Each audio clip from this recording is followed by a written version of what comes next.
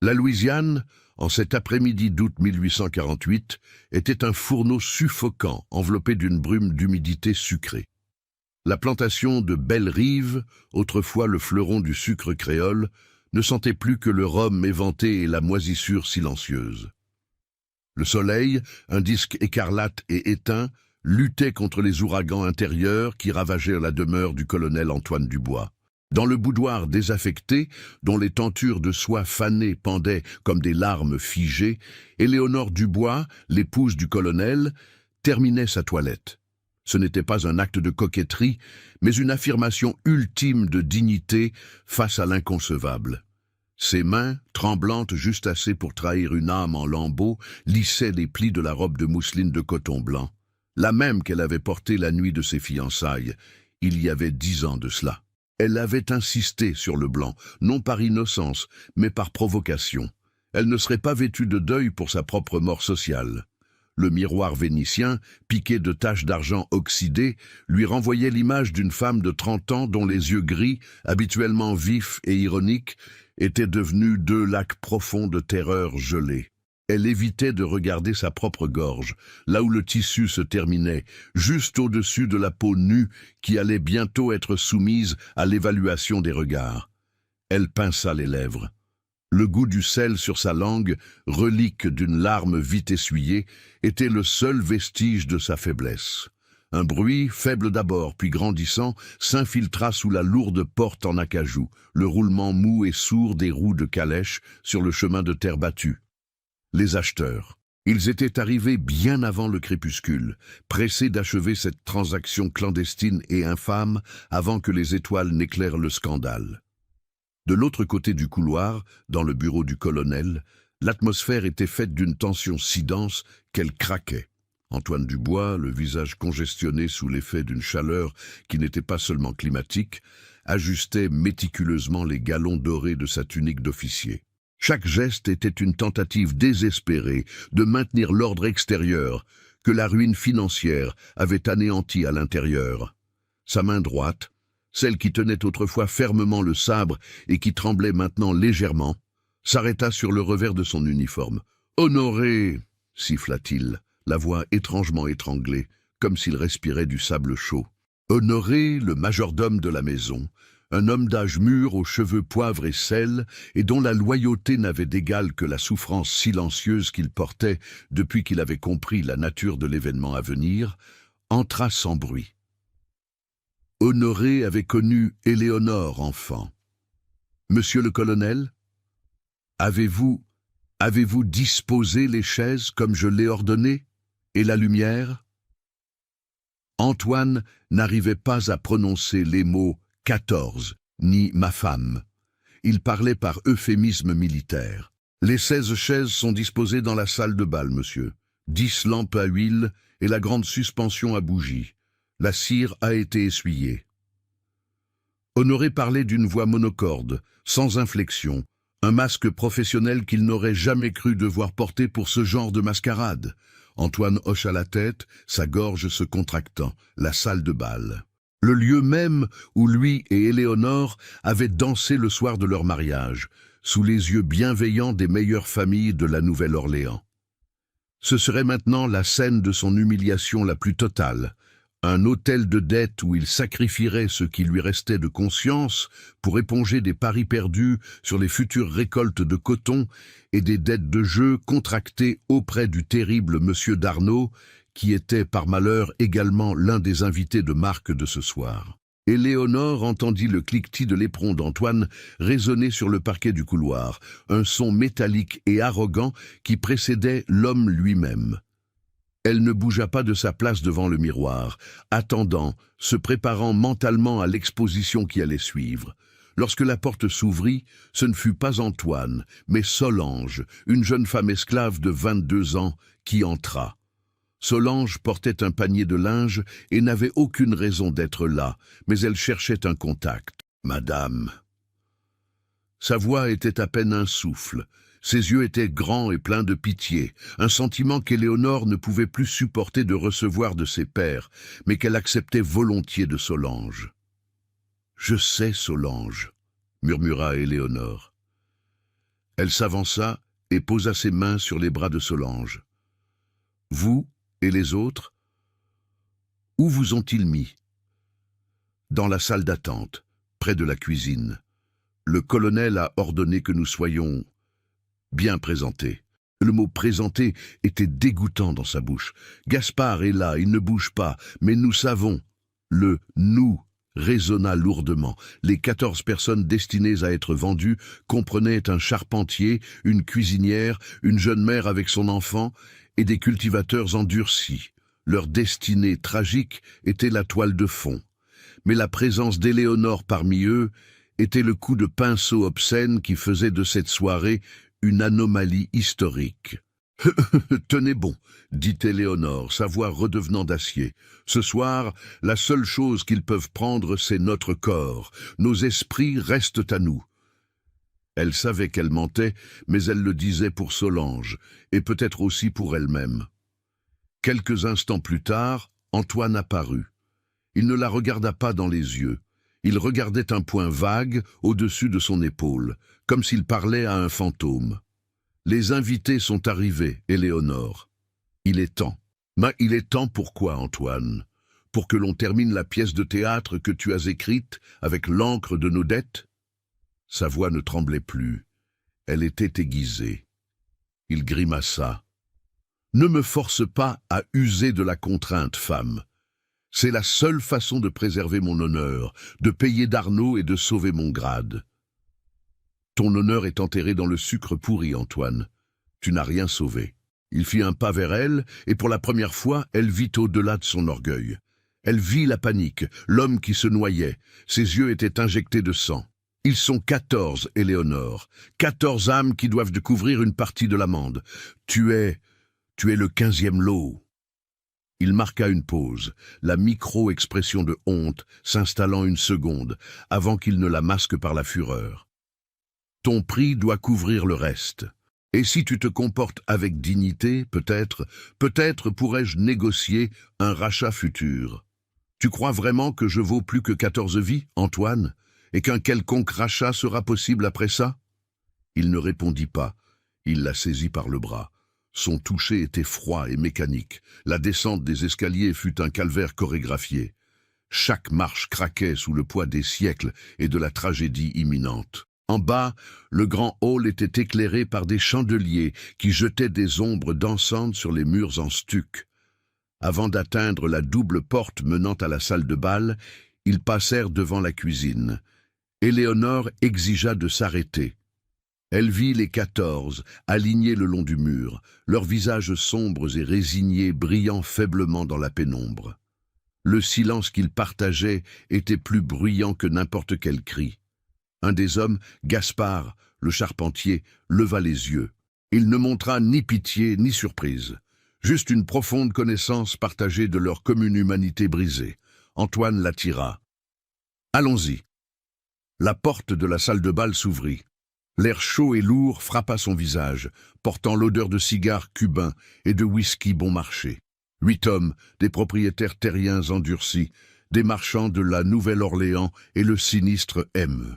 D'Arnaud était assis, leurs yeux avides fixés sur la plateforme de fortune, un simple pupitre en bois érigé au centre de la pièce. Et au pied de ce pupitre, le commissaire-priseur, M. Lefebvre, un homme gras et sans âme, tenait son petit marteau en ébène.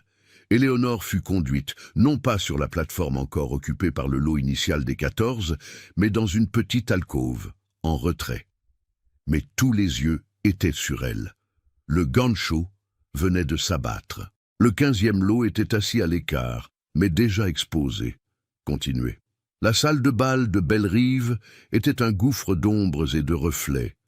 La grande suspension de bougies, censée illuminer les fêtes d'antan, ne parvenait qu'à créer des îlots de lumière tremblotante sur le parquet poli, laissant les coins de la pièce sombrer dans une obscurité complice. L'atmosphère était saturée non seulement par la chaleur lourde de l'été louisianais, mais aussi par une tension prédatrice, mêlant l'odeur âcre du tabac de Havane aux effluves subtils de la poussière accumulée dans les tapis persans roulés.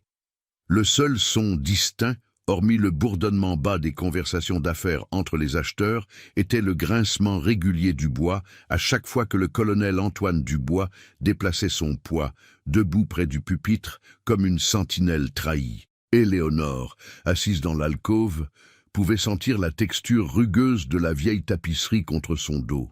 Elle croisait les mains sur ses genoux, les doigts entrelacés si fermement que la circulation en était presque coupée.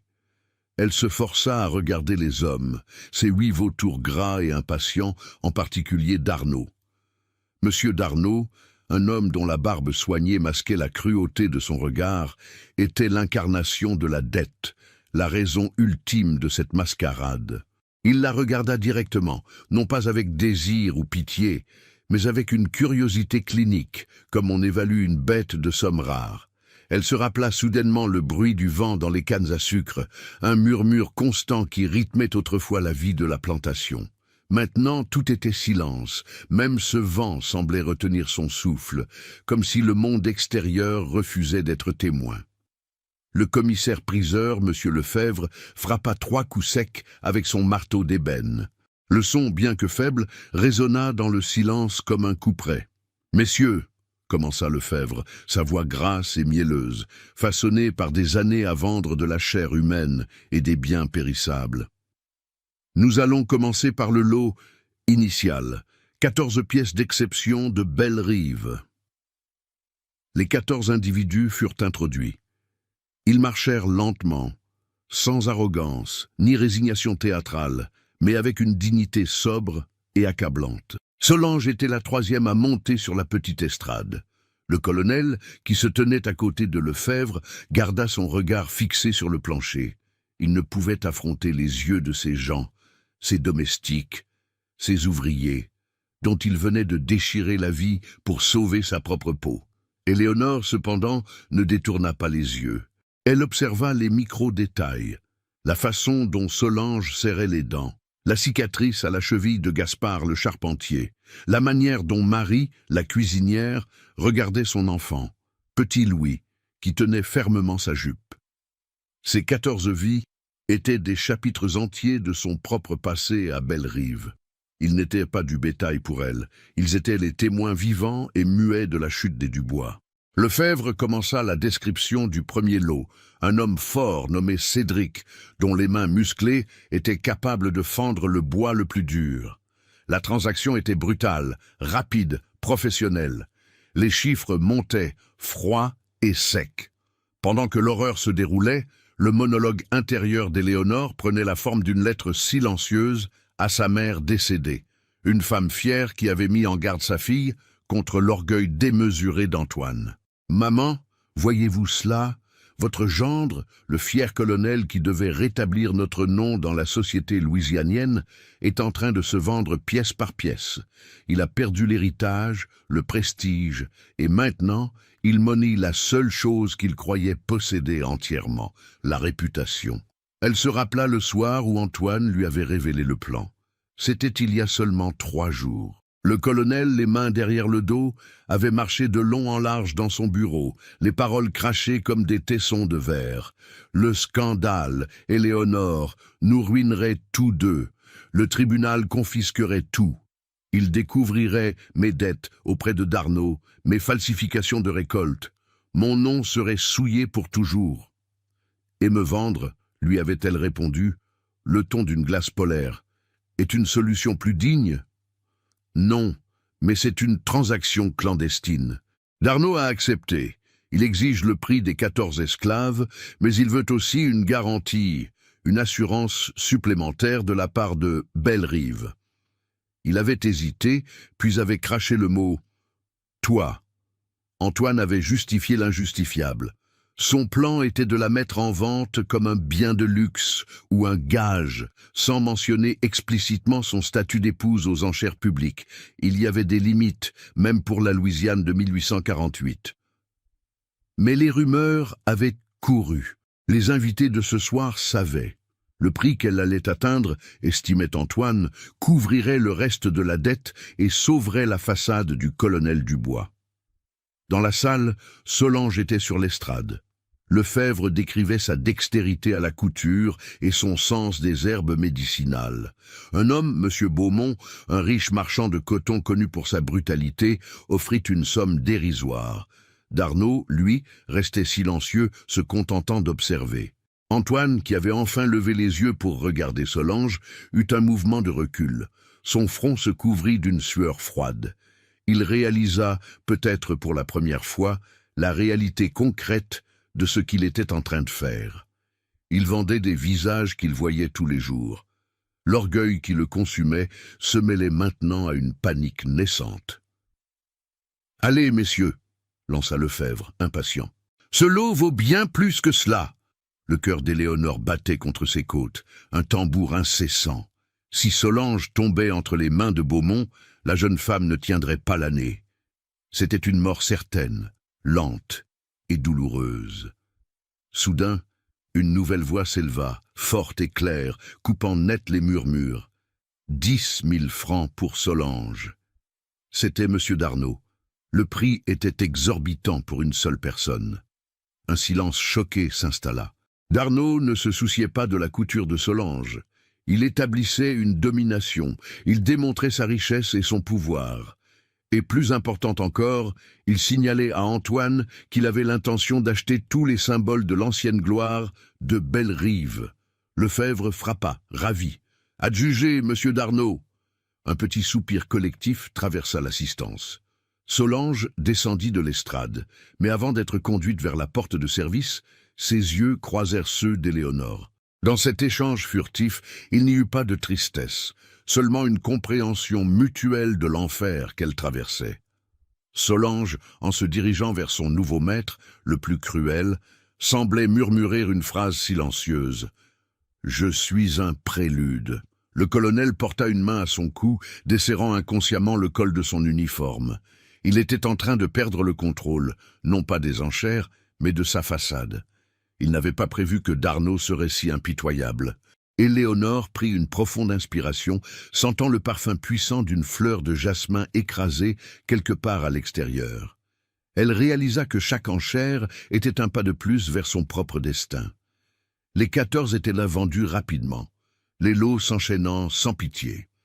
Darnaud acheta 3 autres personnes, choisissant les plus proches du colonel. Gaspard, le charpentier, le responsable de l'entretien.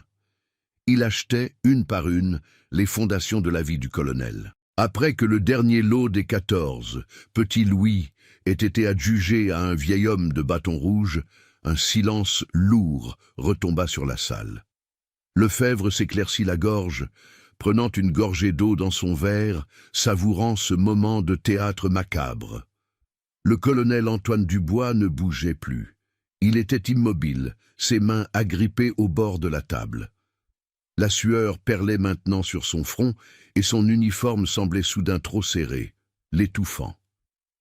Lefebvre désigna l'alcôve. « Et maintenant, messieurs, l'article qui met fin à notre soirée, un lot unique, exceptionnel, provenant directement de la maison du colonel Dubois. » Il y eut un bruissement, un déplacement des corps, les hommes se penchèrent en avant, l'excitation se lisant sur leurs visages. « La dame !» Éléonore se leva. Elle le fit avec une grâce lente et mesurée, s'assurant que sa démarche ne trahisse rien de l'ouragan intérieur. Elle se tint droite, ne regardant plus les acheteurs, mais fixant le colonel. Antoine, sentant son regard, ne put soutenir l'intensité de sa colère silencieuse. Il se détourna brusquement et quitta le pupitre pour se réfugier dans l'ombre derrière la tenture. Il avait délégué l'acte final. Monsieur Lefebvre se frotta les mains. « Bien, Madame Dubois, veuillez approcher, s'il vous plaît. » Elle s'avança vers l'estrade.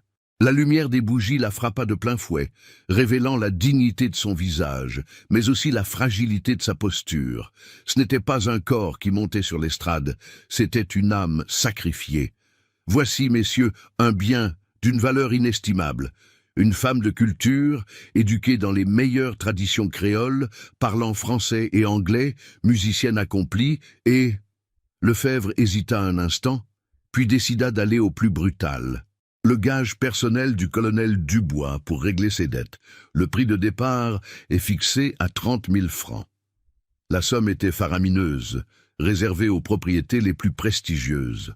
C'était la preuve qu'elle était l'objet central de la vente. 30 000 francs, qui commence? Les têtes tournaient vers M. d'Arnaud, qui souriait, un sourire fin et prédateur. Continuez. Le silence qui s'abattit après l'annonce du prix de départ, 30 000 francs, était un silence d'or et de stupéfaction. La somme représentait non seulement la valeur de la dette résiduelle du colonel, mais aussi une surenchère audacieuse sur la dignité humaine, un prix de réserve qui rendait l'objet à vendre exclusif, presque mythique. Dans l'air lourd de l'humidité et imprégné par la fumée de cigares stagnantes, on pouvait entendre le crépitement irrégulier des mèches des bougies de la suspension. Chaque flamme, minuscule et fragile, projetait des ombres longues et déformées sur les visages des acheteurs, transformant la salle de bal en une caverne de l'avarice. Éléonore se tenait sur l'estrade, la tête haute. Elle pouvait sentir la pression exercée par les regards masculins, une vague d'évaluation glaciale. Elle se concentra sur les chandeliers, comptant les gouttes de cire figées sur les branches de métal, utilisant ce petit exercice mental pour ancrer son esprit et empêcher la panique de la submerger. Monsieur Lefebvre, le commissaire-priseur, jouissait visiblement du spectacle. Il la regarda, pas avec respect, mais avec une admiration perverse pour la qualité du bien qu'il s'apprêtait à aliéner. Il tourna son regard vers la table des acheteurs, son expression invitant à la frénésie. Monsieur d'Arnaud, le créancier principal, fut le premier à briser le silence. Il croisa ses bras sur sa poitrine, son manteau de velours noir absorbant la lumière. Ses lèvres se fendirent en un sourire dédaigneux. 30 000, offert. Sa voix était sèche, sans émotion, comme s'il annonçait le prix d'un sac de riz. Immédiatement, un autre homme, M. Boudreau, un propriétaire de plantation de canne réputé pour sa bibliothèque et son amour des arts, et de façon moins connue pour sa collection de dames de compagnie forcées, enchérissait. 35 000. L'enchère s'était lancée. Chaque nombre prononcé était un clou enfoncé dans le cercueil de la vie d'Éléonore. Le colonel, réfugié dans l'ombre derrière les rideaux, écoutait, le souffle court. Il n'osait pas s'avancer, mais il ne pouvait pas non plus s'éloigner. Il avait besoin de ses fonds pour éviter la saisie et la honte publique. C'était son dernier espoir, et il dépendait de la valeur que ces hommes attribuaient à sa femme. Le monologue intérieur d'Éléonore reprit, dirigé cette fois vers Antoine, là où il se cachait. « Tu crois que cette vente est une victoire, Antoine, que tu rachètes ton grade? Non, tu ne fais que transformer une ruine financière en une ruine de l'âme. Qu'importe le prix qu'ils paieront, ton honneur restera à jamais dans cette salle, attaché aux cris silencieux des 14 et à mon silence. » Elle se rappela l'article du Code civil que son père, avocat, lui avait lu autrefois, sur les droits de la femme mariée en Louisiane. Elle était une propriété légale, soumise à l'autorité maritale. Ce soir, cette réalité légale devenait une servitude concrète, l'officialisation d'une possession. Les enchères montèrent, 40 000, 45 000. M. Boudreau et M. d'Arnaud étaient engagés dans un duel de puissance, le prix d'Éléonore servant de trophée. M. Boudreau haussa la voix, essayant d'intimider son rival. 50 000 francs, c'est mon dernier prix. Je suis certain que la dame est destinée à un environnement digne de sa culture. Ce mot « digne » sonna faux dans l'atmosphère corrompue. Digne signifiait qu'il la traiterait mieux que les esclaves des champs, peut-être, mais sa servitude n'en serait pas moins réelle. Éléonore entendit alors un bruit de tissu se déchirant. C'était le colonel, tirant accidentellement sur la lourde draperie dans son anxiété, révélant une parcelle de son visage pâle et tremblant. Il était physiquement malade de ce qu'il était en train de vivre. D'Arnaud, qui observait tout, y compris les signes de faiblesse du colonel, sourit plus largement. Il se redressa sur sa chaise, l'air d'un homme qui n'était pas encore entré sérieusement dans la compétition. 50 000, Monsieur Boudreau, vous sous-estimez gravement les enjeux de cette vente. Il fit une pause dramatique, laissant le temps à l'encre de son jugement de sécher sur son visage. 60 000 francs. La somme coupa le souffle à M. Boudreau, qui s'affaissa légèrement. 60 000 francs était une somme qu'il pouvait se permettre, certes, mais Darnaud venait d'imposer une limite psychologique. Il ne s'agissait plus d'acheter une dame de compagnie, mais de faire une déclaration sur la ruine du colonel. 60 000, répéta Lefebvre, ses yeux brillants de cupidité. 60 000 une fois, 60 000 deux fois. Le marteau s'apprêtait à frapper lorsque la porte de la salle de bal s'ouvrit avec une violence inattendue. L'irruption fut si brusque que le commissaire-priseur laissa tomber son marteau qui roula sur le parquet avec un petit bruit de bois sur bois. Ce n'était pas un autre acheteur. C'était le capitaine Étienne Desmoulins, l'ancien ami d'Antoine, un officier décoré, connu pour son sens de l'honneur et sa moralité stricte. Il portait son uniforme de cavalerie impeccablement blanc, contrastant violemment avec les ombres et les habits sombres des marchands. L'air se figea. Le silence devint si absolu qu'Éléonore entendit le bourdonnement d'un moustique près de son oreille. Étienne se tenait sur le seuil, le visage livide, ses yeux fixés non pas sur Éléonore sur l'estrade, mais sur le colonel caché derrière les rideaux. La trahison n'était pas financière, elle était personnelle. Étienne et Éléonore s'étaient connus jeunes. « Colonel Dubois !» Le ton d'Étienne était un mélange de choc et de fureur contenue, sa voix résonnant comme un coup de fusil dans la salle. « C'est donc vrai? Vous avez organisé une telle infamie ?» Antoine n'eut d'autre choix que de sortir de sa cachette. Il était pâle, mais l'orgueil reprit rapidement le dessus, masquant l'anxiété. « Capitaine Desmoulins, c'est une affaire privée. Je vous ordonne de partir. » Une affaire privée, devant ces hommes?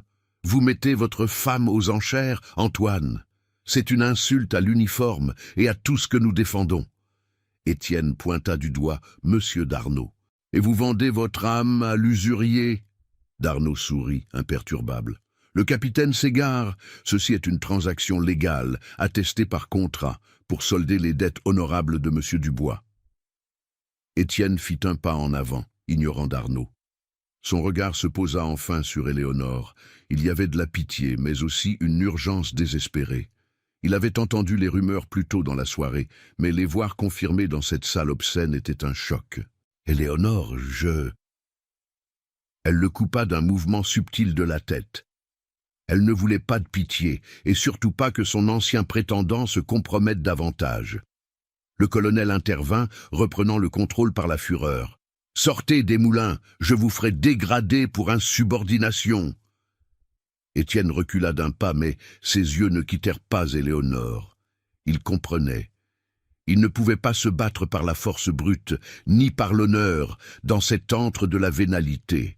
Il lui restait une seule arme, l'argent. 50 000 francs pour l'achat initial, dit Étienne, s'adressant directement à Lefebvre, la voix tremblante d'une rage mal contenue.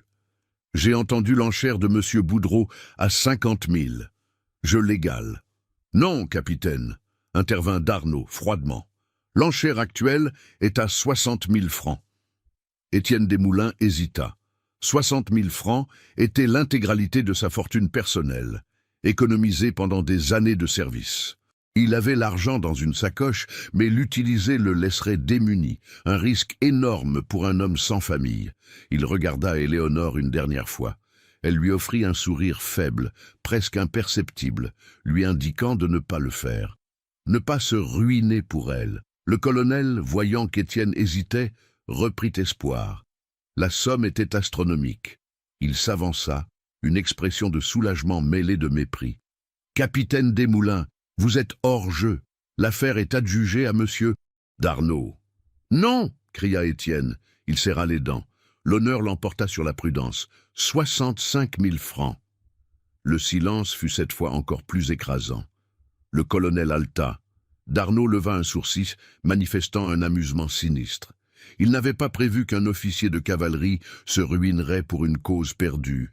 Mais le plan de Darnaud n'était pas seulement d'acheter Éléonore, il était de détruire psychologiquement Antoine Dubois. Et pour cela, il fallait que le prix soit non seulement élevé, mais l'acte d'acquisition dégradant. Darnaud frappa le bois de sa canne sur le sol. « 100 000 francs, dit-il simplement. L'effet fut celui d'une bombe. 100 000 francs. C'était 2 fois le prix de la plus belle maison de la Nouvelle-Orléans. Le visage d'Antoine vira au gris. Étienne Desmoulins s'effondra, vaincu, ses yeux défaits. 100 000 francs.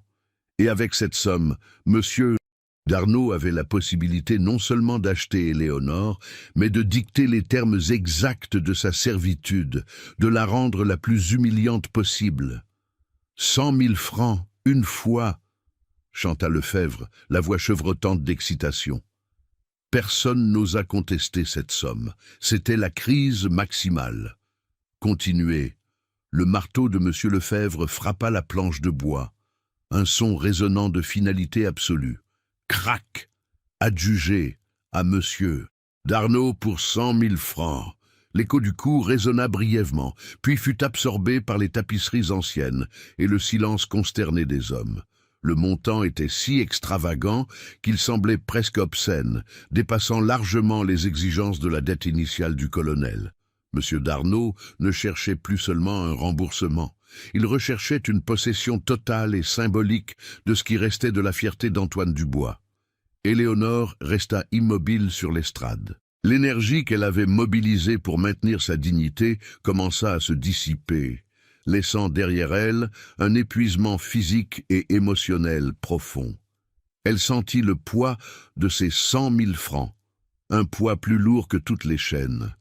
Le colonel Antoine Dubois, quant à lui, était figé dans la pénombre, sa main agrippée à la tenture.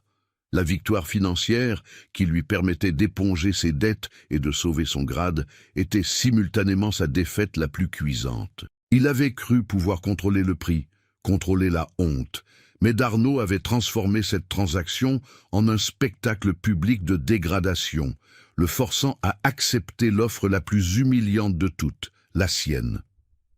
Étienne Desmoulins, le visage défait, s'approcha lentement d'Éléonore, ignorant la présence du colonel. Ses yeux, habituellement vifs, étaient remplis d'une douleur sincère. « Éléonore, je suis tellement désolé. Je n'ai pas pu... » Il montra sa petite sacoche. « Y a mis tout ce que j'avais au tapis. Vous avez fait ce que vous avez pu, Étienne, » répondit Éléonore, sa voix faible mais claire. Elle ne lui offrit aucun réconfort. Elle ne pouvait pas se le permettre. Vous avez au moins prouvé qu'il restait une once d'honneur dans cette pièce.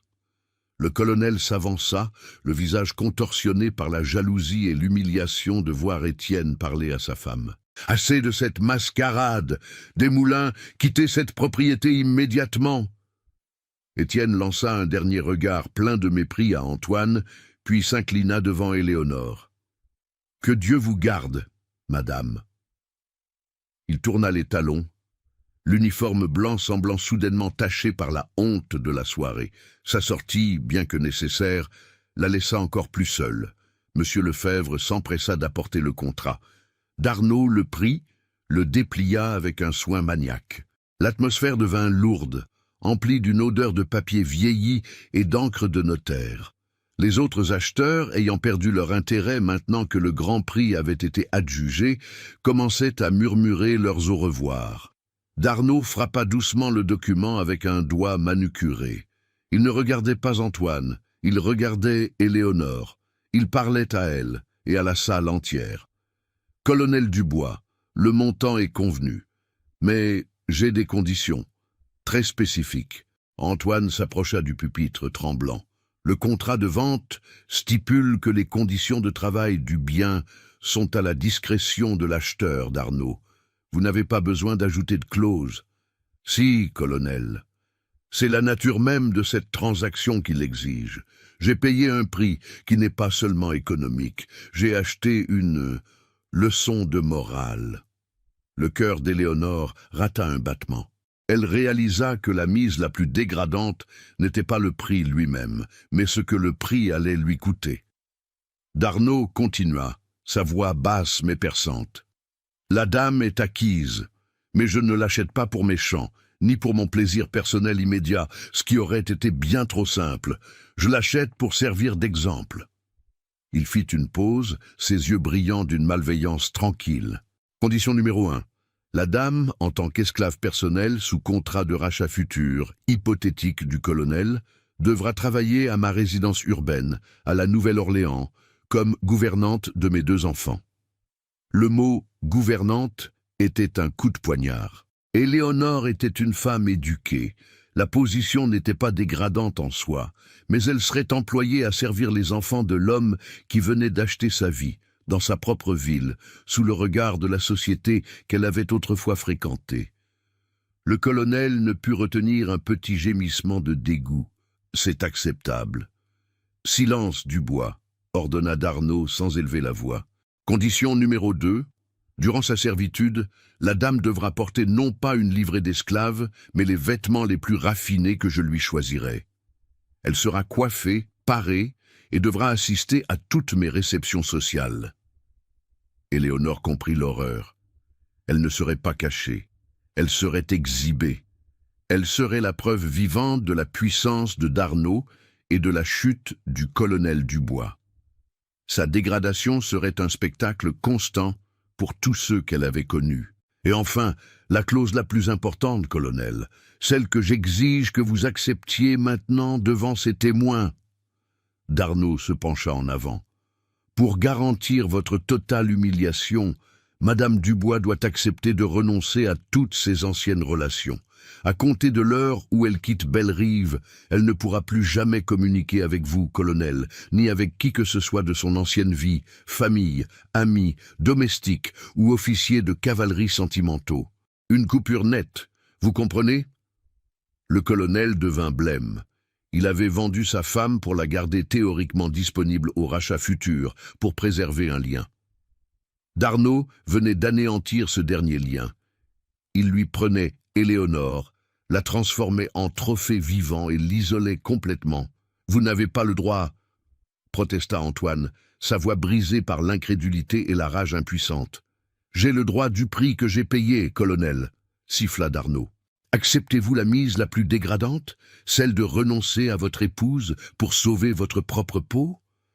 Éléonore prit la parole, son regard fixant d'Arnaud, ignorant Antoine. « J'accepte !»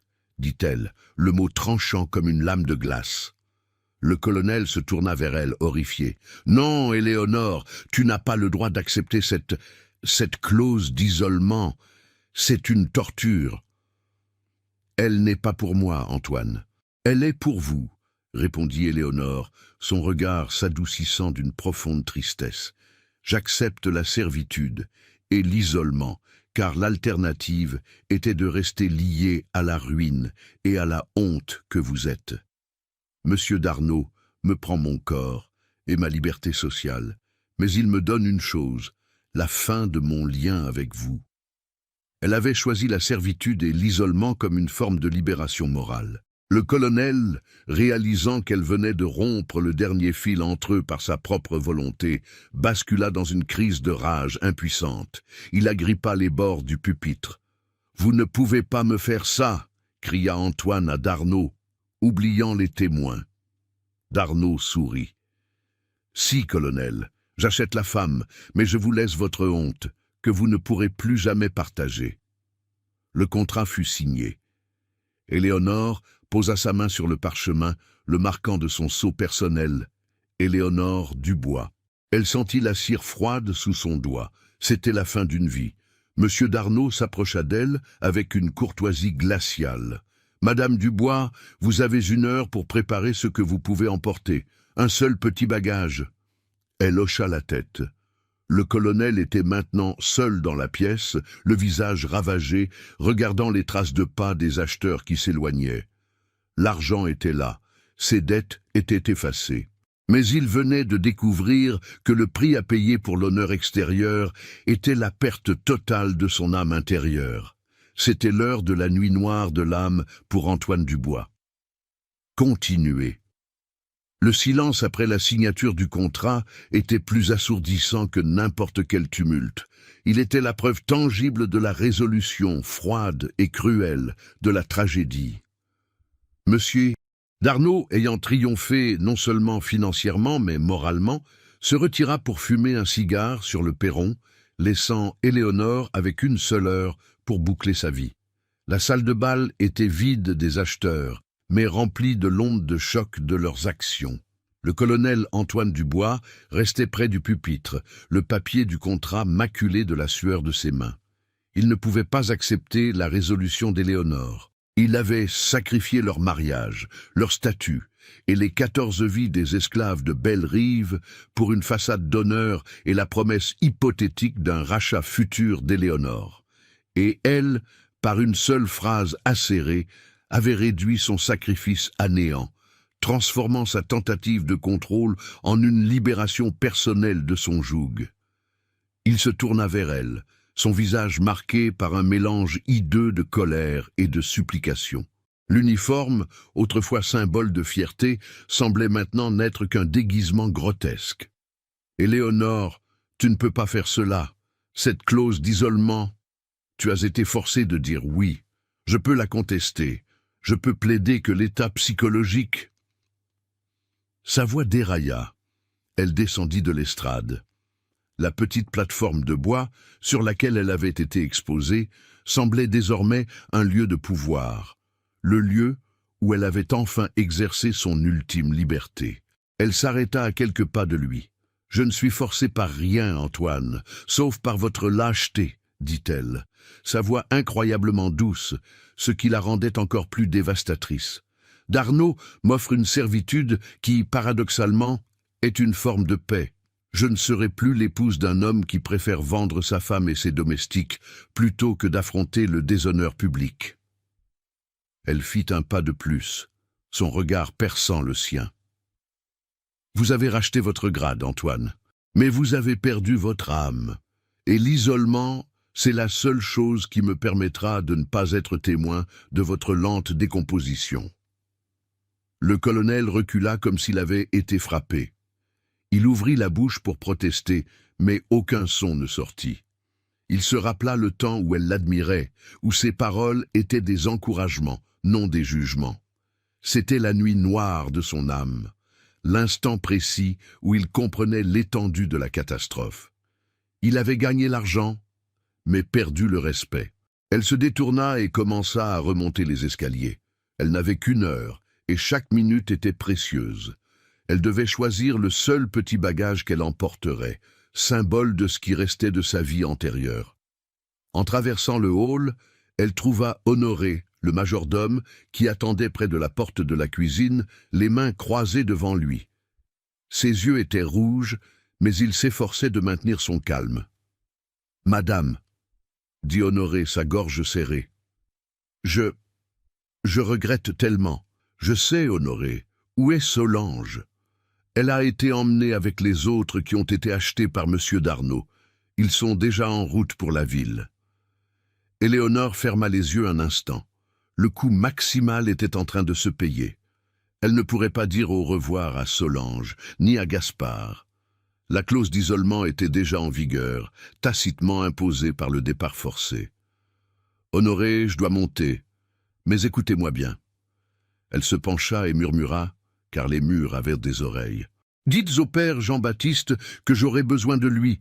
Je n'ai pas d'argent, mais j'ai... » Elle hésita, puis dit « J'ai un besoin spirituel urgent avant le départ. » Honoré acquiesça, comprenant le code.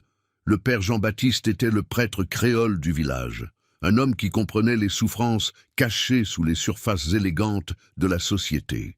Le besoin spirituel urgent signifiait qu'Éléonore avait peut-être un message crucial ou des objets précieux à confier à quelqu'un de confiance.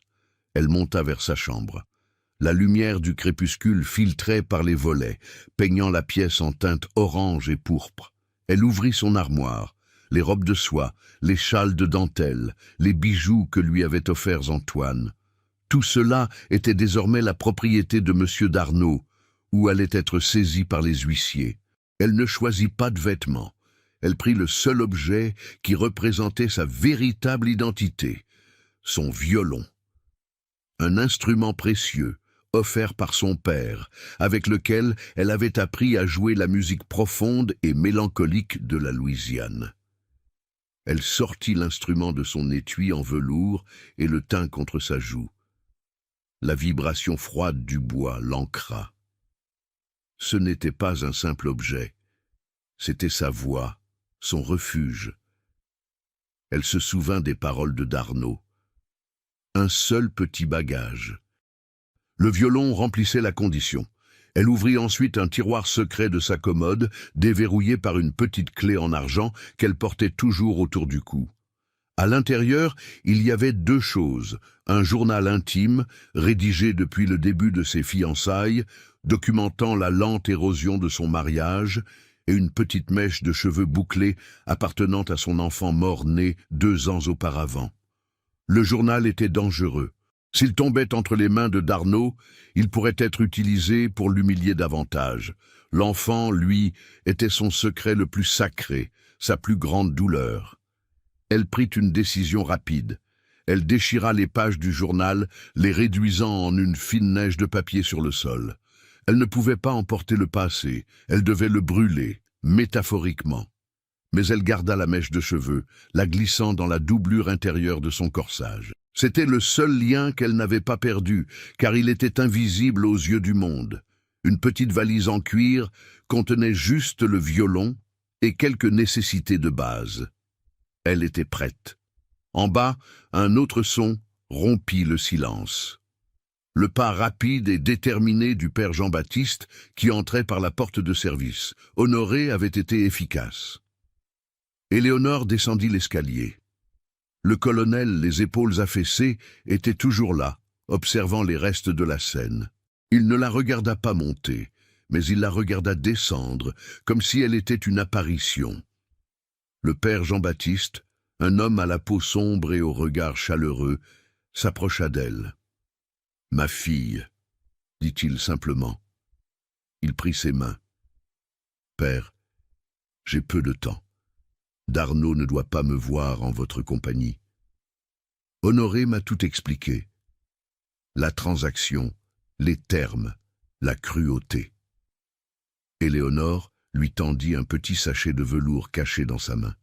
« Ceci est tout ce qui me reste de ma dot. Des bagues et une paire de boucles d'oreilles. Ce n'est pas pour moi, je suis libéré de mes biens. Qu'en ferai-je? Je sais que la famille de Solange est restée à Bellerive, et celle de Gaspard. Cet argent n'achètera pas leur liberté, mais il leur donnera un peu de répit. Achetez-leur de la nourriture, des vêtements chauds pour l'hiver. Et père, s'il vous plaît, ne dites jamais que cela vient de moi. » Le père Jean-Baptiste serra le sachet, la tête inclinée par la gravité de la tâche. « Votre cœur n'est pas enchaîné, ma fille. Mon cœur doit être enchaîné à la survie, père. C'est tout. » Le moment de la séparation finale approchait. Un bruit de roue se fit entendre à l'extérieur. La calèche de Darnaud était là. Le colonel Antoine Dubois se redressa. Il fit face à Éléonore, une dernière tentative désespérée de rachat. « Éléonore, s'il te plaît, regarde-moi. J'ai les fonds. Je vais tout faire pour te racheter. » Elle prit son violon, son bouclier dans ses bras. Elle regarda son mari, non pas avec haine, mais avec une pitié épuisée. « Racheter quoi, Antoine?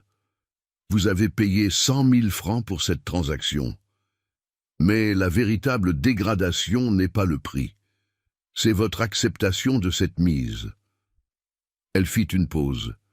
« Je ne serai plus là pour vous rappeler qui vous êtes devenu. C'est le seul cadeau que je peux vous offrir. » Elle tourna le dos au colonel, son violon serré contre elle, et sortit dans l'obscurité moite de la nuit louisianienne. Darnaud l'attendait, son sourire prédateur illuminé par la lanterne de la calèche. Le colonel était seul.